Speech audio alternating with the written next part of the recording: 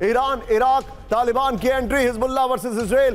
शंकर प्रसाद जी को रोकने के लिए माफी, लेकिन इस वक्त की बड़ी खबर, ब्रेकिंग न्यूज, गाजा में आईडीएफ की विध्वंसक सर्जिकल स्ट्राइक। ब्रेक करिए इस वक्त की बड़ी खबर, दिखाइए हमास का वेपन मैन्युफैक्चरिंग हेडक्वार्टर तबाह विद द शॉट्स। दिखाइए जरा, ये देखिए, हमले में मारा गया हमास का कमांडर मोहम्मद सलाह। लड़ाकों को नए हथियार पहुंचाता था सलाह। यह इस वक्त की बड़ी खबर, मेडिकल क्लिनिक की आड़ में हो रहा था वेपन का निर्माण। यह इस वक्त की बड़ी खबर।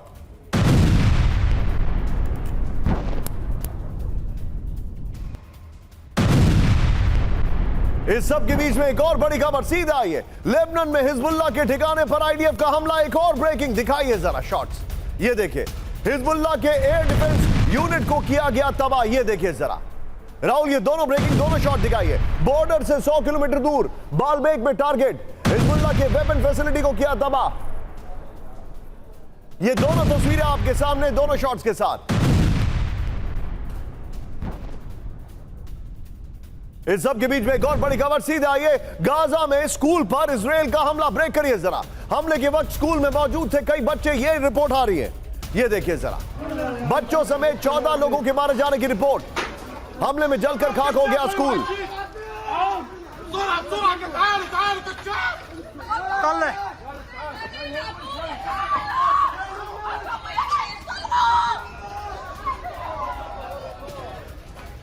इस सब के बीच में आज की बड़ी खबर, फ्लोर ब्रेकिंग राहुल, सीधा आई है बड़ी खबर, ईरान को नेतन्याहू की फाइनल वार्निंग। ब्रेक करिए इस वक्त की बड़ी खबर, ईरान के इरादों को करेंगे नाकाम। नेतन्याहू ने कहा इजराइल को नष्ट करने का मंसूबा पूरा नहीं होगा, हमास को पूरी तरह खत्म किए बिना युद्ध खत्म नहीं, बंधकों की वापसी तक जारी रहेगी जंग, नेतन्याहू ने कहा। बड़ी खबर, ब्रेकिंग और शॉट दिखाइए राहुल, यह इस वक्त की बड़ी खबर मैं आपको दिखा रहा हूं। नेतन्याहू, ईरान को नेतन्याहू की फाइनल वार्निंग। ये देखिए, फ्लोर पर आइए इसके जरा, ईरान को नेतन्याहू की फाइनल वार्निंग। इस वक्त की बड़ी खबर, किसी भी कीमत पर ईरानी साजिश करेंगे नाकाम, नेतन्याहू ने यह कहा। राहुल, हिजबुल्लाह के ऊपर जो अटैक किया है वो ब्रेकिंग और शॉट, जो पहली ब्रेकिंग है, अभी जब शो दूसरी बार शुरू किया उसकी दिखाइए बगल में। ये देखिए, इजराइल को नष्ट करने का मंसूबा कभी पूरा नहीं होगा, हमास को पूरी तरह खत्म किए बिना युद्ध खत्म नहीं होगा, यह कहा। सभी 120 बंधकों की वापसी तक जारी रहेगी जंग, उत्तर और दक्षिण में सभी लोगों को घर वापस पहुंचाएंगे। ये नासेड में नेतन्याहू का दावा है, बगल में हिजबुल्लाह की जंग है। एक और बड़ी खबर, कैंप 4 पर इजराइल हिजबुल्लाह की जंग में ईरान की एंट्री तय है। ब्रेक करिए जरा, इजराइल को ईरान की अंतिम चेतावनी। ब्रेक करिए जरा, लेबनान पर हमला किया तो ईरान से विध्वंसक जवाब। यह देखिए, ईरान की एंट्री तय है, इजराइल को अंतिम चेतावनी दे दी है, विध्वंसक जवाब, इजराइल पर पलटवार को तैयार रेजिस्टेंस फोर्सेस। ब्रेक करिए जरा, दिखाइए जरा, ईरान के ग्राउंड फोर्स कमांडर ने दी बड़ी वार्निंग। यह इस वक्त की बड़ी खबर, सीधे इसके फ्लोर पर आइए और नेतन्याहू वाली खबर की ब्रेकिंग और शॉट बगल में चलाइएगा। इजराइल को ईरान की अंतिम चेतावनी, इस वक्त की बड़ी खबर। ब्रेक करिए जरा, दिखाइए जरा, इजराइल ने लेबनान पर हमला किया तो ईरान से विध्वंसक जवाब दिया जाएगा। यह देखिए जरा, इजराइल को ईरान की कड़ी प्रतिक्रिया का सामना करना पड़ेगा, बगल में नेतन्याहू की धमकी।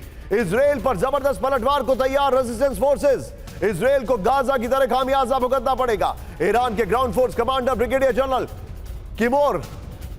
किमोर हेदेरी ने दी बड़ी वार्निंग। यह इस वक्त की बड़ी खबर मैं दिखा रहा हूं राहुल। इसी के साथ सीधे आइए शॉट्स की जगह शंकर प्रसाद सर को लीजिए। सर, मैं माफी चाहूंगा, उस वक्त स्वेरिंग इन थी इसलिए मुझे आपको कट करना पड़ा था। बैक टू यू सर, बड़ा सवाल है, क्या ईरान की आप इस युद्ध में डायरेक्ट एंट्री देखते हैं? देखिए, ईरान की डायरेक्ट एंट्री तो ऑलरेडी है, इसमें कोई शक नहीं है कि हमास को, लेबनान में हिजबुल्लाह को और यमन में हूती को पूरी ईरान की सपोर्ट है। इस समय इजरायली प्राइम मिनिस्टर के पास एक बड़ी, in a very dangerous situation, in a very precarious situation. एक तरफ उनको सलाह दे रहा है अमेरिका कि हम जहाँ तक हो सकेगा ईरान के संग डायरेक्ट कॉन्फ्रंटेशन नहीं करेंगे, लेकिन डायरेक्ट कॉन्फ्रंटेशन के अलावा पीएम ऑफ इजराइल के पास कोई और विकल्प नहीं है। वो कहाँ तक इस किस्म के लड़ाकुओं से, यानी कि हूती और हिजबुल्लाह और हमास से लड़ता रहेगा। अगर उसको हिजबुल्लाह से लड़ना है तो उसको लेबनान के अंदर अटैक करना पड़ेगा, which is opening another front without much result.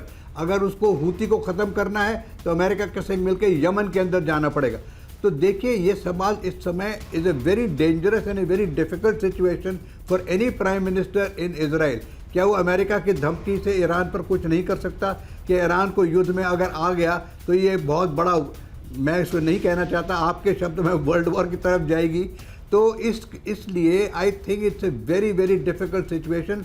वहाँ पे होस्टेजेस अभी तक हैं, होस्टेजेस पूरे रिलीज नहीं हुए हैं। हमास के संग दोनों की तरफ से नुकसान हो रहा है, यहाँ से ये भी अटैक कर रहे हैं, वहाँ से वो भी अटैक कर रहे हैं, यहाँ से हिजबुल्ला भी अटैक कर रहा है। ये अगर लेबनान में जाएंगे तो अवश्य ईरान इन पर और दबाव डालेगा। उधर से हूती कंटिन्यूसली लड़ाई कर रहा है अमेरिका के साथ, उनकी शिपिंग इंडस्ट्री को पूरा इसने बर्बाद करके रखा हुआ है। So I think it's a very difficult situation. I think the only option left today is to go to the negotiating table, लेकिन वो मानने को इजराइल तैयार नहीं है, क्योंकि अगर उस पर गए बिना होस्टेज रिलीज तो होगा एक तरीके से इजराइल लड़ाई की हार मान चुका है, वो इजराइल को मंजूर नहीं है। आप जो बता रहे हैं सर, मैं आपको एक और बड़ी खबर दिखाने वाला हूं, आप जरा मेरे साथ बने रहिए। राहुल, एक बार कैंप 4 पर आएंगे, फिर फ्लोर पर आएंगे। मैंने क्यों कहा ईरान की एंट्री हुई है यहां पर, ईरान की एंट्री के पीछे की जो वजह है अब उसको देखिए। ब्रेक करिए राहुल, इजराइल के खिलाफ जंग में उतरेंगे रेजिस्टेंस फोर्सेस। ब्रेक करिए इस वक्त की बड़ी खबर, इजराइल के खिलाफ एकजुट हुए मिडिल ईस्ट के रेजिस्टेंस फोर्सेस। हिजबुल्लाह का साथ देने के लिए हजारों लड़ाके तैयार। हिजबुल्लाह चीफ नसरुल्लाह का बहुत बड़ा दावा, इस वक्त की बड़ी खबर। ईरान के फाइटर्स हैं ये देखिए, सीधे आइए राहुल यहां पर, ये खबर दिखाइए जरा फ्लोर पर। ये इस वक्त की बड़ी खबर, ये इस वक्त की बड़ी खबर, फ्लोर ब्रेकिंग। ये देखिए जो बड़ी खबर मैं आपको दिखा रहा हूं, प्ले करिए। ये देखिए, इजराइल के खिलाफ जंग में उतरेंगे रेजिस्टेंस फोर्सेस। इजराइल के खिलाफ एकजुट हुए मिडिल ईस्ट में रेजिस्टेंस फोर्स। ये देखिए जो जानकारी है, हिजबुल्लाह का साथ देने के लिए हजारों लड़ाके तैयार। राहुल, इससे पहले वाली ब्रेकिंग जो है ईरान वाली, उसको बगल में प्ले करेगा, इसके फ्लोर को दिखाइए। हिजबुल्लाह के साथ रेजिस्टेंस फोर्सेस, इस वक्त की बड़ी खबर सीधे आई है। इजराइल के खिलाफ जंग में उतरेगा रेजिस्टेंस फोर्स। इजराइल के खिलाफ एकजुट हुए मिडिल ईस्ट के रेजिस्टेंस फोर्स, बड़ी खबर में दिखा रहा हूं। इससे पहले बगल में ईरान वाली ब्रेकिंग, जंग के लिए लेबनान आना चाहते हैं कई हजार लड़ाके। ईरान, इराक, सीरिया, यमन के रेजिस्टेंस फोर्स की पेशकश। इराक की पीएमएफ, कताइब, हिजबुल्लाह, तालिबान के लड़ाके तैयार। नसरुल्लाह का यह दावा है, ये नसरुल्लाह का दावा है। इस खबर के साथ एक और ब्रेकिंग राहुल, सीधे आइए, फुल फ्रेम पर ब्रेकिंग दिखाइए। हिजबुल्लाह के साथ आया, आइए जरा यहां पर पहले, हिजबुल्लाह के साथ आया इराक की पॉपुलर मोबिलाइजेशन फोर्स। ब्रेक करिए इस वक्त की बड़ी खबर स्क्रीन पर राहुल, 3 लाइन के बाद दोनों ब्रेकिंग दिखाइएगा। लेबनान के मोबिलाइजेशन फोर्सेस के सैन्य सलाहकार इजराइल के खिलाफ जंग में हिजबुल्लाह की करेंगे मदद। इराक के रास्ते लेबनान आ सकते हैं हजारों लड़ाके। दोनों ब्रेकिंग राहुल, इराक के बड़े अधिकारी के हवाले से एपी का दावा, एसोसिएटेड प्रेस का दावा। यह इस वक्त की बड़ी खबर मैं दिखा रहा हूं। सीधे इसके फ्लोर पर आइए राहुल, और इससे पहले वाली ब्रेकिंग को बगल में दिखाइएगा। ये देखिए, हिजबुल्लाह के साथ इराकी मोबिलाइजेशन फोर्स, इस वक्त की बड़ी खबर। इससे पहले वाली ब्रेकिंग बगल में दिखाइएगा। लेबनान में इराक की पॉपुलर मोबिलाइजेशन फोर्स के सलाहकार हैं, इजराइल के खिलाफ जंग में हिजबुल्लाह की करेंगे मदद। राहुल, 3 ब्रेकिंग, 3 शॉट तैयार रखेगा। लेबनान आ सकते पीएमएफ के हजारों लड़ाके। ईरान से इराक के रास्ते लेबनान में हथियारों की सप्लाई। पीएमएफ के 67 सशस्त्र गुटों के पास करीब 1 लाख लड़ाके हैं, एपी का यह दावा है। अभी हम आपको दिखाने वाले हिजबुल्लाह की ताकत क्या है, लेकिन 3 ब्रेकिंग, 3 शॉट के साथ सीधे चलिए। मेरे साथ इस वक्त मौजूद हैं प्रोफेसर राजन सर। राजन सर, हिजबुल्लाह ने मोबिलाइजेशन शुरू कर दिया है। कोई बड़ी बात नहीं कि ये सारे लड़ाके वहां पर पहुंच भी गए हों। ये खाली पॉस्चरिंग है राहुल, मैं कहूं ये खाली पॉस्चरिंग है या फिर तैयारी पूरी हो चुकी है? देखिए निशांत, ये केवल पोस्टरिंग नहीं है। आप ये मान के चलें कि जो इस्लाम के नाम पे जो वहाँ पे खासकर जो शिया फोर्सेस जिस ढंग से मोबिलाइज हुए हैं, उसमें पूरी संभावना है कि अगर लेबनान के साथ युद्ध होता है तो जो रेजिस्टेंस ग्रुप की बात करें, और आप जानते हैं कि इराक में जो मेजॉरिटी पॉपुलेशन है वो शिया पॉपुलेशन है, और वहां पे बहुत सारे रेजिस्टेंस ग्रुप बहुत सारे स्ट्रांग हैं। अमेरिका के विरुद्ध पहले लड़ाई कर रहे थे और अभी भी उनके विरोध में चल रहे हैं। सीरिया से आप जानते हैं कि फोर्सेस ऑलरेडी मोबिलाइज्ड हैं, वो लड़ भी चुके हैं अमेरिका के साथ, इजराइल के साथ भी लड़ रहे हैं। तो सीरिया से, इजराइल से, कुछ हद तक जॉर्डन से, हमास और हूती तो साथ में है ही। तो जो रेजिस्टेंस फोर्स की बात हो रही है, स्ट्रीट पॉलिटिक्स की जो बात हो रही है, वहां पे यह मान के चलें कि अगर लेबनान के साथ युद्ध होता है तो इस ढंग के जो रेजिस्टेंस फोर्सेस हैं सारे जगहों से, ईरान से भी, इराक से भी, सीरिया, जॉर्डन, लेबनान इत्यादि सारे देशों से ये जा सकते हैं। और मुझे तो डर है कि ऑलरेडी बहुत सारे फोर्सेस वहां पे होंगे। अब इसके बारे में चूंकि जानकारी बिल्कुल उपलब्ध नहीं होती है तो यह कहना मुश्किल है कि इनकी संख्या क्या होगी। लेकिन अगर युद्ध लेबनान के साथ होता है तो उसकी पूरी संभावना बनती है कि ईरान से लेके ऊपर आप देखेंगे कि लेबनान तक पूरा एक जो चेन ऑफ एक जो रेजिस्टेंस फोर्सेस हैं वो सारे एकत्रित होकर इजराइल के युद्ध में, इजराइल के विरोध में लड़ाई के लिए तैयार हो जाएंगे। आप जो बता रहे हैं sir, Manish be on stand by, आपके पास मैं आ रहा हूं। राहुल एक बार कैंप 4 पर आइए। हिजबुल्लाह की ताकत का अंदाजा अब आपको मैं दिखा रहा हूं, उसको जरा एक असेसमेंट के तौर पर आपके सामने रख रहा हूं, देखिएगा जरूर। ये फैक्ट्स हैं, इधर आइए, दिखाइए राहुल जरा हिजबुल्लाह की ताकत कितनी है।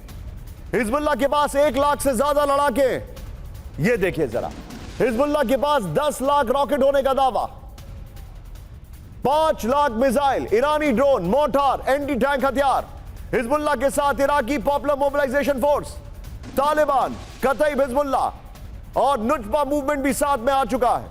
राहुल, इसके बगल में अभी तक की हिजबुल्लाह को लेकर जो ब्रेकिंग्स हमने दिखाई हैं, थ्रेट के बाद वाली, वो सारी प्ले ऑन करते रहिएगा। सीधे चलिए मनीष के साथ। मनीष, ये तो किसी भी लेवल पर आउट नंबर कर सकते हैं इजराइल को।